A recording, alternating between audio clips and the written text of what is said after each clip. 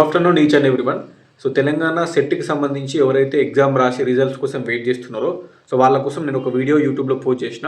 ఆ వీడియో అనేది ఇప్పుడు ఈ షార్ట్ వీడియో కింద లింక్ ఉంటది. అది క్లిక్ చేసిన మెయిన్ వీడియో ఓపెన్ అయితది. లేదంటే మన ఛానెల్ ఓపెన్ చేస్తే మెయిన్ వీడియోస్‌లో అదే ఉంటది. జస్ట్ ఇంతకు ముందుకి అప్‌లోడ్ చేసిన.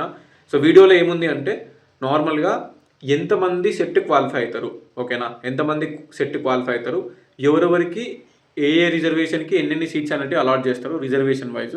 అది కూడా ఎక్స్ప్లెయిన్ చేసిన క్లారిటీగా. And previous year cut off, previous year 2024లో, ఇది 25 సెట్ కదా, 24లో సెట్ సబ్జెక్ట్ వైజ్ ఎంత ఉంది, అది మనం ఎట్లా చెక్ చేసుకోవాలి, మన సబ్జెక్ట్ ఎంతమంది అప్లై చేశారు, మన సబ్జెక్ట్ అప్లై చేసిన మందిలో నార్మల్గా మన కేటగిరీలో ఎంతమంది అప్లై చేశారు, మన కేటగిరీలో ఎంతమంది క్వాలిఫై అయ్యారు, అండ్ మన కేటగిరీలో కట్ ఆఫ్ ఎంత ఉంది, అది ఎట్లా మనం చెక్ చేసుకోవాలి అనేది డీటెయిల్గా వీడియోలో ఎక్స్ప్లెయిన్ చేసిన. సో ఒక్కసారి ఆ వీడియో చూడండి అండ్ కంపల్సరీ ఆ వీడియో చూసి ఆ వీడియోని షేర్ చేయండి. ఎందుకంటే చాలామంది సెట్ ఫస్ట్ టైం రాసిన వాళ్ళు చాలామంది ఇన్ఫర్మేషన్ తెలియదు.